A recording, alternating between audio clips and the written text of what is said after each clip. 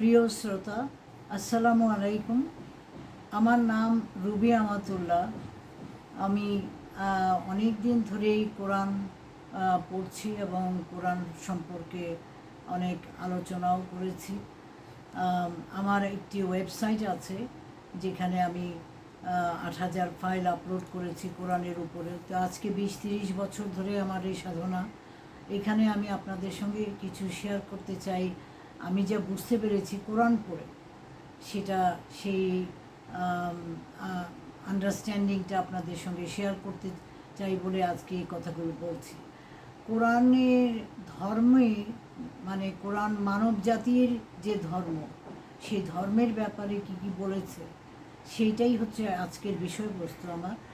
এবং যেহেতু এটা একটা ব্যাপক সাবজেক্ট, সেই জন্য সব কিছু হয়তো আমার পক্ষে কভার করা সম্ভব হবে না। সংক্ষিপ্তভাবে আমি বলার চেষ্টা করব। প্রথম জিনিসটা যেটা আমার চোখে পড়েছে কোরআনে, যেটা আমি যে সচরাচর দেখতে পাই না, শুনতে পাই না, এবং কোনো আলোচনার মধ্যেও আসে না, সেটা হচ্ছে কোরআন এক জায়গায় মানব জাতির আন্নাস, মানব জাতির জন্য মানব যে একমাত্র পরম ধর্ম, সত্য ধর্মর ব্যাখ্যা দিয়েছে। যেই ব্যাখ্যাটা দিয়েছে সূরা রোমের 30 নম্বর আয়াত। সূরাটার নাম্বার হচ্ছে 30, আয়াতের নাম্বারও হচ্ছে 30। এবং সেখানে আল্লাহ বলছেন যে আল্লাহ মানুষকে ক্ষমতায়ন করেছেন ফিতরাত আল্লাহ দিয়ে। তো ফিতরাত আল্লাহটা কী জিনিস? এটা হচ্ছে আল্লাহ প্রদত্ত একটি নেচার, আল্লাহ প্রদত্ত বলতে পারেন ক্ষমতা, যেখানে মানুষ সত্য থেকে মিথ্যাকে চিনতে পারে, যেখানে ন্যায় থেকে অন্যায়কে বিচার বিবেচনা করতে পারে। এই যে ক্ষমতা, এই ক্ষমতাটা আল্লাহ সৃষ্টির মধ্যে আর কাউকেই দেন নাই, শুধু মানুষকেই দিয়েছেন। এবং সেই জন্যই সমস্ত ফেরেশতাদেরকে বলেছিলেন মানুষকে সেজদা করার জন্য, যেই সেজদাটা শুধু আল্লাহর জন্যই রাখা হয়। সমস্ত মহাবিশ্ব একমাত্র আল্লাহকেই সেজদা করে, সেই সেজদাটা মানুষকে করতে বলেছে। কারণ এই ক্ষমতাটার জন্য, যেই ক্ষমতাটা বলছেন আল্লাহ যে তোমরা এই ক্ষমতা ফিতরাতুল্লাহ, এইটা তোমরা, এটা ডিকটেট বা এটার যা বলছে তোমাদেরকে, সেটা যদি তোমরা মেনে চলো, তাহলে সেটাই হচ্ছে তোমাদের একমাত্র সত্য পরম ধর্ম। আমি অন্য ভাষায় বলছি, যেটা আমি বুঝি, যে আল্লাহ আমাদেরকে বিবেক দিয়েছেন। ফিতরাতুল্লাহটা আসলে মানে ফিতরা হচ্ছে নেচার, মানে যদি ইংরেজিতে বলা যায়, বা একটা ধর্ম। কিন্তু এটার একটা ব্যাপক মানে আছে, সেটা হচ্ছে একটা ক্ষমতা।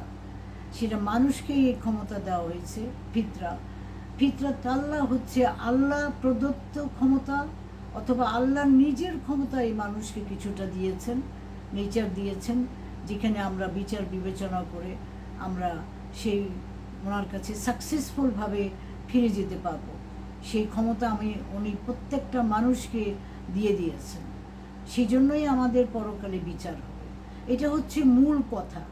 এবং এই এই এই আয়াতটার পরে আরেকটা কথা আল্লাহ বলেছেন, যেটা আমাদের সবারই লক্ষণীয়। উনি বলেছেন যে বেশিরভাগ মানুষই এই পিভটাল কনসেপ্ট অফ রিলিজিয়ান বা ধর্মের এই মৌলিক আইডিয়াটা জানবে না বা বুঝতে পারবে না, বা মেনে চলবে না। কিন্তু এইটাই হচ্ছে সবচেয়ে মৌলিক।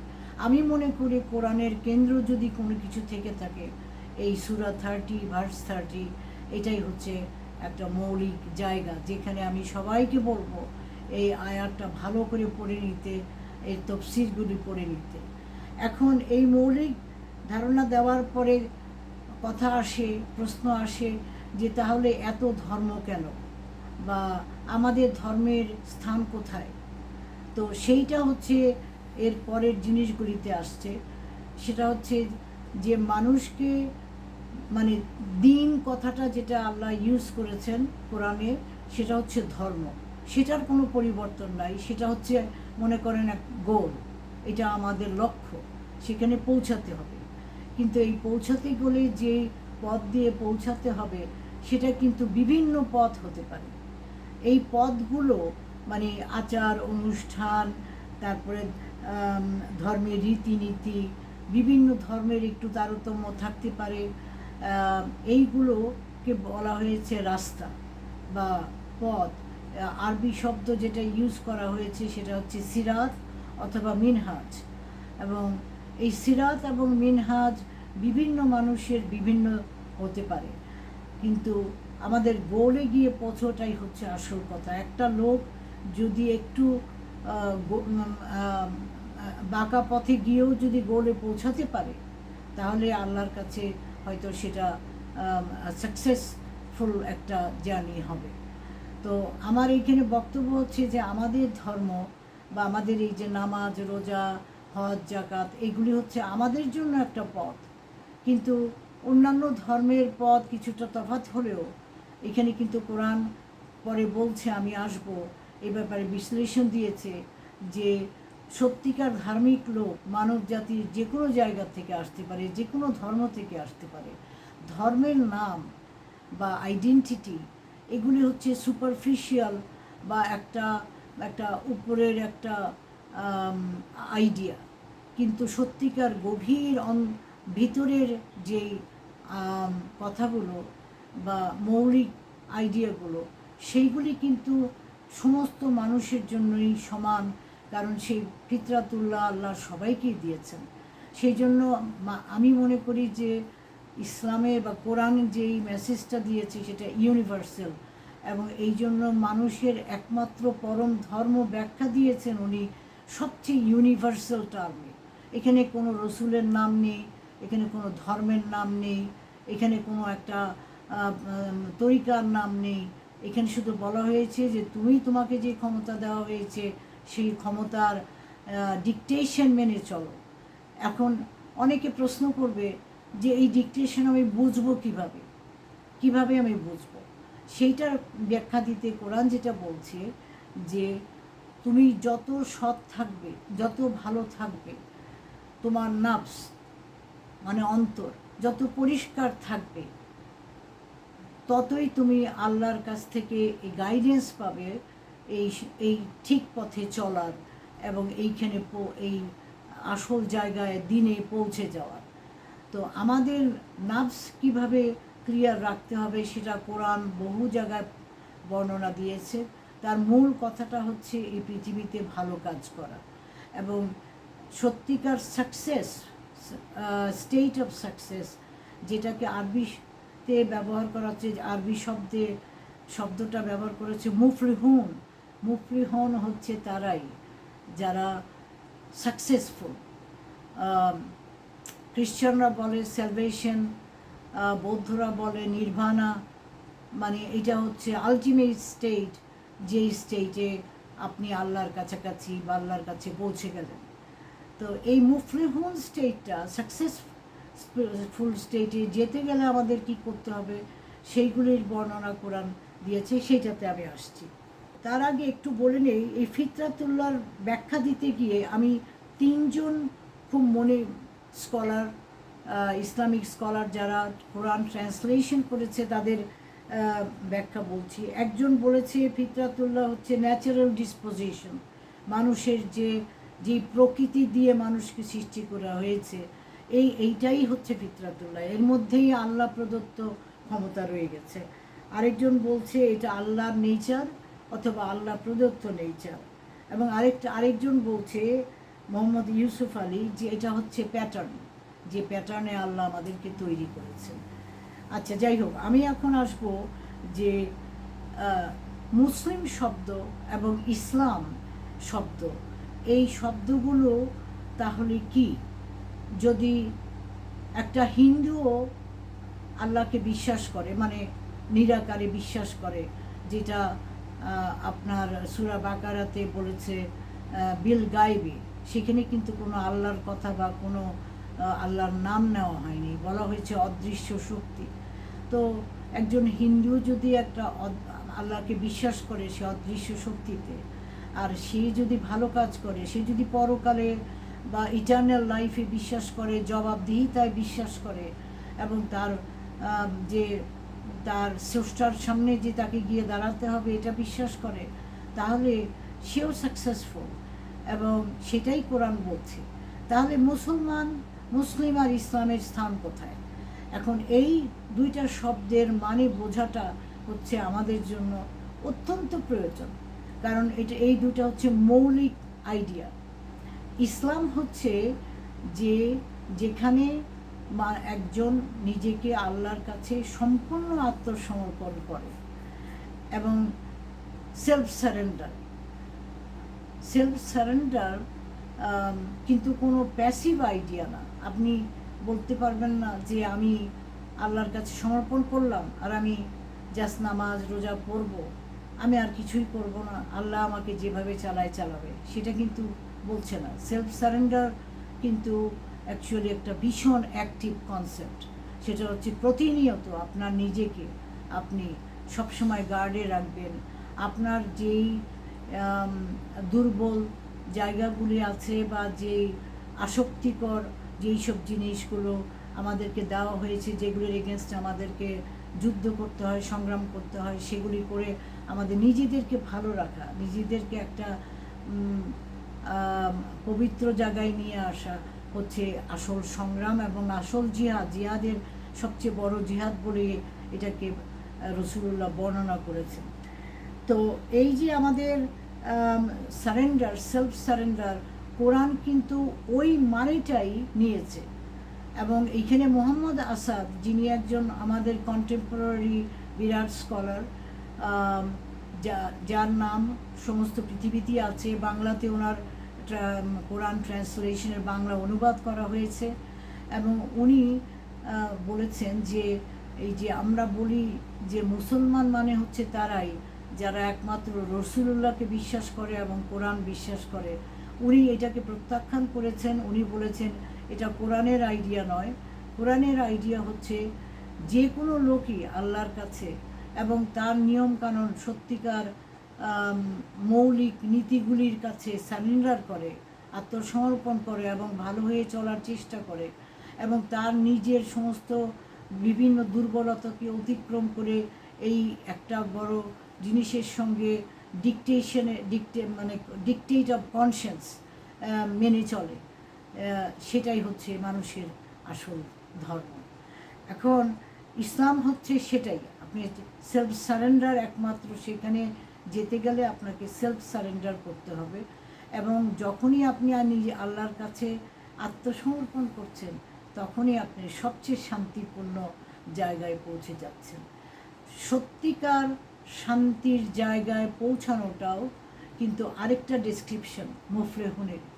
আপনি যখন মুফলেহুনে পৌঁছেছেন তখন আপনি সত্যিকার শান্তিতে আছেন, আপনাকে কোনো অশান্তি স্পর্শ করতে পারবে না। তার আরেকটা ব্যাখ্যা, কতগুলি ব্যাখ্যা দিয়েছে কোরআন। একটা ব্যাখ্যা হচ্ছে তার না থাকবে কোনো ভয়, না থাকবে কোনো দুঃখ। এই দুইটা জিনিসই তো আমাদেরকে যন্ত্রণা দেয় বা আমাদের মধ্যে নানা রকম অশান্তি এবং দুঃখের সৃষ্টি করে। কিন্তু আমাদের যদি কোনো দুঃখের কারণ না থাকে, কোনো ভয়ের কারণ না থাকে, সেই স্টেটটাই হচ্ছে আলটিমেট সাকসেস, এবং সেইখানে যেতে পারার সংগ্রামটাই হচ্ছে আমাদের সিরাত বা মিনহাজ, যে রাস্তা দিয়ে আমরা পৌঁছাবো। এখন তাহলে যে মানেটা দাঁড়াচ্ছে যে ইসলাম হচ্ছে যে ধর্মে একজন নিজেকে যেই ধর্মে নিজেকে আত্মসমর্পণ করছে, আর যেই মানুষটি আত্মসমর্পণ করছে সে হচ্ছে মুসলমান। সে যে কেউই হোক, আমাদের কখনোই, যেমন মোহাম্মদ আসাদ বলছেন যে এই যে রাসূলুল্লাহকে ফলো যারা করছে তাদেরকেই মুসলমান বলা হয়, এইটা কোরআন বহির্ভূত আইডিয়া, যেটা কোরআন সমর্থন করে না। তাহলে এখন আমি আসব যে এই যে এত ধর্ম, এই ধর্মগুলির কিভাবে আমরা সমন্বয় বা কিভাবে এগুলোর একটা সংযুক্তি আমরা পাব, কেন বিভিন্ন ধর্ম হয়েছে, কেন মানুষের বিভিন্ন ধর্মে জন্ম হয়।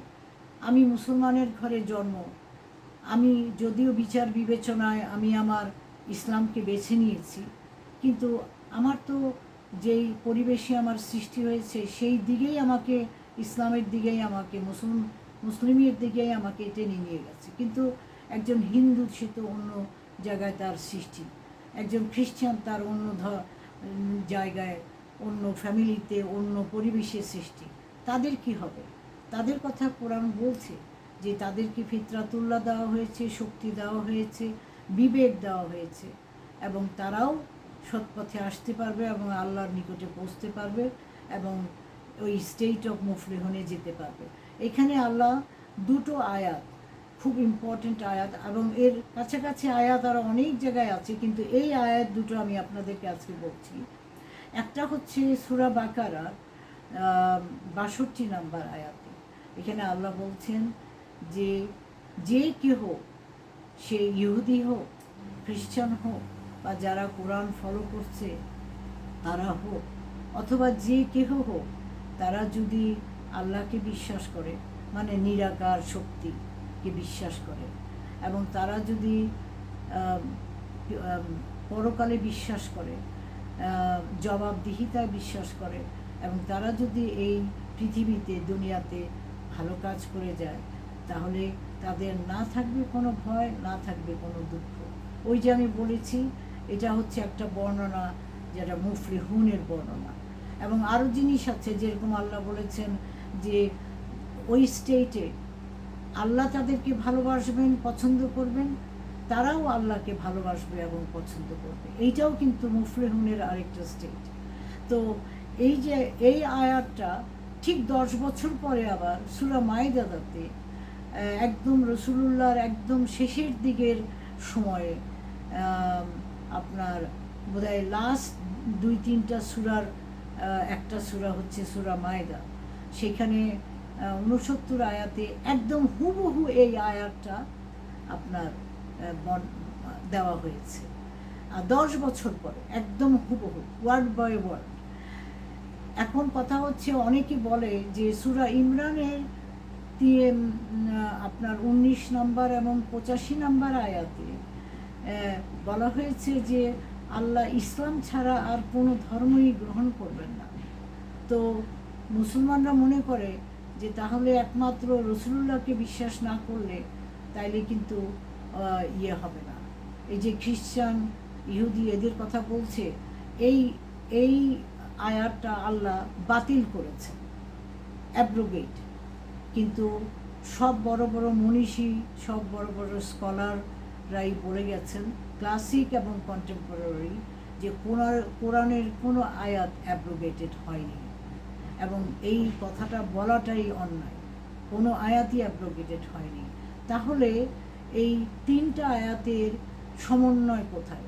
আমি একটু আগে বলেছি, এই সমন্বয়টা হচ্ছে আপনি কিভাবে ইসলাম শব্দটার মানে ব্যাখ্যা করছেন আর মুসলিম শব্দটার মানে ব্যাখ্যা করছেন।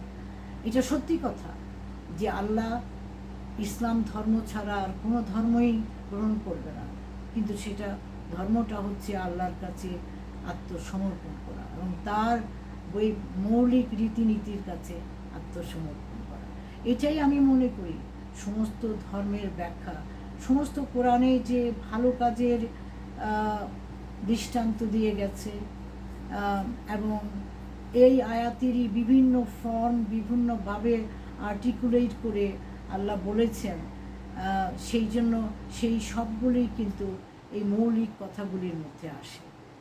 পরের বার আমরা আরও ডিটেলসে এই নিয়ে আলোচনা করব। ধন্যবাদ।